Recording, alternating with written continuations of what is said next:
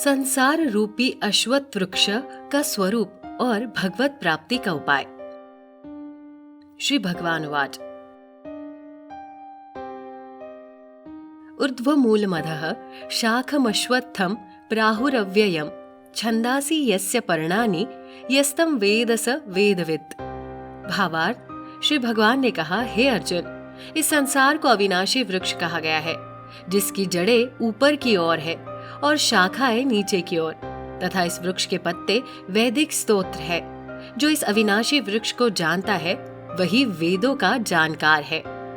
अधश्चोर्ध्वं प्रसृतास्तस्य शाखा गुण प्रवृद्धा विषय प्रवालाः अधश्च मूलान्य नुसंततानि कर्म नुबंधिनी मनुष्यलोके। भावार्थ, इस संसार रूपी वृक्ष की समस्त योनियों रूपी शाखाएं नीचे और ऊपर सभी ओर फैली हुई है। इस वृक्ष की शाखाएं प्रकृति के तीनों गुणों द्वारा विकसित होती है। इस वृक्ष की इंद्रिय विषय रूपी कोपले है। इस वृक्ष की जड़ों का विस्तार नीचे की ओर भी होता है, जो कि सकाम कर्म रूप से मनुष्य के लिए फल रूपी बंधन उत्पन्न करता है। न रूपमस्येह तथोपलभ्यते नान्तो न चादिर्न च संप्रतिष्ठा अश्वत्थमेनं सुविरूढ़मूल मसंग शस्त्रेण दृढ़ेन छित्त्वा। भावार्थ, इस संसार रूपी वृक्ष के वास्तविक स्वरूप का अनुभव इस जगत में नहीं किया जा सकता है, क्योंकि ना तो इसका आदि है और ना ही इसका अंत है और ना ही इसका कोई आधार ही है।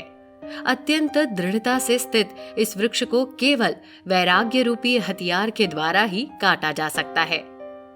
ततः पदम तत्परिमार्गितव्यम यस्मिन् गता न निवर्तन्ति भूयः तमेव चाद्यं पुरुषं प्रपद्ये यतः प्रवृत्तिः प्रसृता पुराणी। भावार्थ, वैराग्य रूपी हथियार से काटने के बाद मनुष्य को उस परम लक्ष्य के मार्ग की खोज करनी चाहिए, जिस मार्ग पर पहुंचा हुआ मनुष्य इस संसार में फिर कभी वापस नहीं लौटता है। फिर मनुष्य को उस परमात्मा के शरणागत हो जाना चाहिए, जिस परमात्मा से इस आदि रहित संसार रूपी वृक्ष की उत्पत्ति और विस्तार होता है। निर्माण मोहा जितसंग दोषा अध्यात्म नित्या विनवृत्त कामाः द्वंद्वैर्विमुक्ताः सुख दुःखस्य गैर्गच्छन्त्यमूढाः पदमव्ययम् तत। भावार्थ, जो मनुष्य मान प्रतिष्ठा और मोह से मुक्त है तथा जिसने सांसारिक विषयों में लिप्त मनुष्यों की संगति को त्याग दिया है, जो निरंतर परमात्मा स्वरूप में स्थित रहता है, जिसकी सांसारिक कामनाएं पूर्ण रूप से समाप्त हो चुकी है और जिसका सुख दुख नाम का भेद समाप्त हो गया है, ऐसा मोह से मुक्त हुआ मनुष्य उस अविनाशी परम पद को प्राप्त करता है। न तद्भासयते सूर्यो न शशांको न पावकः यन्नत्वा न निर्वतन्ते तद्धाम परमं मम। भावार्थ, उस परम धाम को न तो सूर्य प्रकाशित करता है, न चंद्रमा प्रकाशित करता है और न ही अग्नि प्रकाशित करती है। जहाँ पहुंचकर कोई भी मनुष्य इस संसार में वापस नहीं आता है, वही मेरा परम धाम है।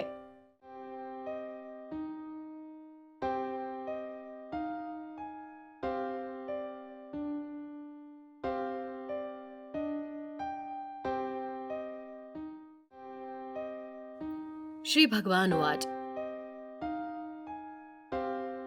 ममैवांशो जीवलोके जीवभूतः सनातनः मनः षष्ठानि इंद्रियाणि प्रकृतिस्तानि कर्षति। भावार्थ, हे अर्जुन, संसार में प्रत्येक शरीर में स्थित जीवात्मा मेरा ही सनातन अंश है, जो कि मन सहित 6 इंद्रियों के द्वारा प्रकृति के अधीन होकर कार्य करता है। शरीरम यदवाप्नोति यच्चत्प्रुत्क्राति मतीश्वरः गृहीत्वैतानि संयाति वायुर्गंधानि वाशयात्। भावार्थ, शरीर का स्वामी जीवात्मा 6 इंद्रियों के कार्यों को संस्कार रूप में ग्रहण करके एक शरीर का त्याग करके दूसरे शरीर में उसी प्रकार चला जाता है, जिस प्रकार वायु गंध को एक स्थान से ग्रहण करके दूसरे स्थान में ले जाती है। क्षोत्रम चक्षुः स्पर्शनम च रसनम घ्राणमेव च अधिष्ठाय मनश्चायम विषयानुपसेवते। भावार्थ, इस प्रकार दूसरे शरीर में स्थित होकर जीवात्मा कान, आँख, त्वचा, जीभ, नाक और मन की सहायता से ही विषयों का भोग करता है। उत्क्रामंतम स्थितम वापि भुज्जानं वा गुणान्वित्वम् विमूढ़ा नानुपश्यन्ति पश्यन्ति ज्ञान चक्षुषः। भावार्थ, जीवात्मा शरीर का किस प्रकार त्याग कर सकती है, किस प्रकार शरीर में स्थित रहती है और किस प्रकार प्रकृति के गुणों के अधीन होकर विषयों का भोग करती है।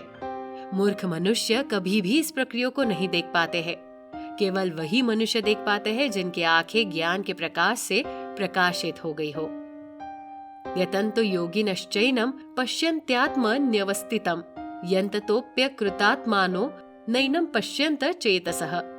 भावार्थ, योग के अभ्यास में प्रयत्नशील मनुष्य ही अपने हृदय में स्थित इस आत्मा को देख सकते हैं, किंतु जो मनुष्य योग के अभ्यास में नहीं लगे हैं, ऐसे अज्ञानी प्रयत्न करते रहने पर भी इस आत्मा को नहीं देख पाते हैं।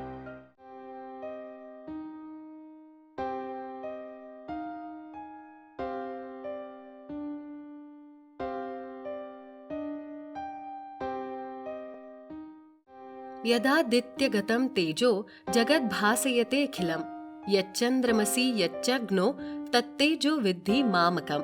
भावार्थ, हे अर्जुन, जो प्रकाश सूर्य में स्थित है, जिससे समस्त संसार प्रकाशित होता है, जो प्रकाश चंद्रमा से स्थित है और जो प्रकाश अग्नि में स्थित है, उस प्रकाश को तू मुझसे ही उत्पन्न समझ। गाम विश्यच भूतानि धारयाम्यहं मोजसा पुष्णामि चौषधीः सर्वाः सोमो भूत्वा रसात्मकः। भावार्थ, मैं ही प्रत्येक लोक में प्रवेश करके अपनी शक्ति से सभी प्राणियों को धारण करता हूँ और मैं ही चंद्रमा के रूप से वनस्पतियों में जीवन रस बनकर समस्त प्राणियों का पोषण करता हूँ।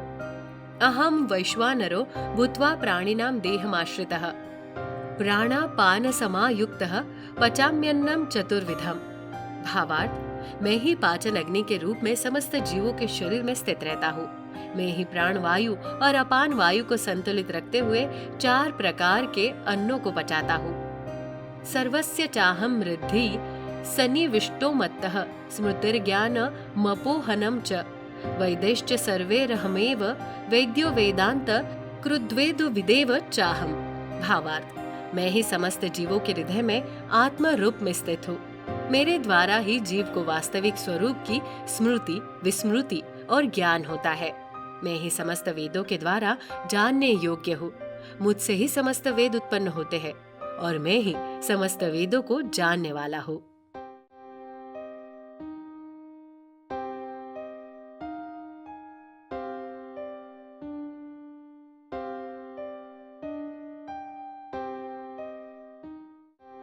द्वाविमौ पुरुषौ लोके क्षरश्चाक्षर एव च क्षरः सर्वाणि भूतानि कुटस्थोक्षर उच्यते।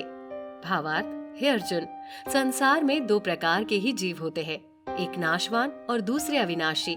इनमें समस्त जीवों के शरीर तो नाशवान होते हैं और समस्त जीवों की आत्मा को अविनाशी कहा जाता है।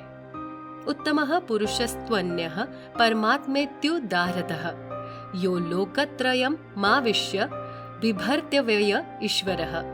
भावार्थ, परंतु इन दोनों के अतिरिक्त एक श्रेष्ठ पुरुष है जिसे परमात्मा कहा जाता है। वो अविनाशी भगवान तीनों लोकों में प्रवेश करके सभी प्राणियों का भरण पोषण करता है। यस्माच्चर मतीतो हमक्षरादपि चोत्तमः अतोस्मि लोके वेदे च प्रथितः पुरुषोत्तमः। भावार्थ, क्योंकि मैं ही क्षर और अक्षर दोनों से परे स्थित सर्वोत्तम हूँ, इसलिए संसार में तथा वेदों में पुरुषोत्तम रूप में विख्यात हूँ। यमामेव मसम्मूढ़ो जानति पुरुषोत्तमं स सर्व विभज्जति माम सर्वभावेन भारत। भावार्थ, हे भारतवर्षी अर्जुन, जो मनुष्य इस प्रकार मुझको संशय रहित होकर भगवान रूप से जानता है, वो मनुष्य मुझे ही सब कुछ जानकर सभी प्रकार से मेरी ही भक्ति करता है। इति गुह्यतमं शस्त्र मिदमुक्तं मया नघ एतद् बुद्ध्वा बुद्धिमान्यस्यात्कृत्य कृत्यश्च भारत। हे निष्पाप अर्जुन, इस प्रकार ये शास्त्रों का अति गोपनीय रहस्य मेरे द्वारा कहा गया है। हे भारतवंशी, जो मनुष्य इस परम ज्ञान को इसी प्रकार से समझता है, वो बुद्धिमान हो जाता है और उसके सभी प्रयत्न पूर्ण हो जाते हैं। ओम तत्सदिति श्रीमद् भगवद गीतासु उपनिषत्सु ब्रह्म विद्यायां योग शास्त्रे श्री कृष्ण अर्जुन संवादे पुरुषोत्तम योगो नाम 15ोऽध्यायः।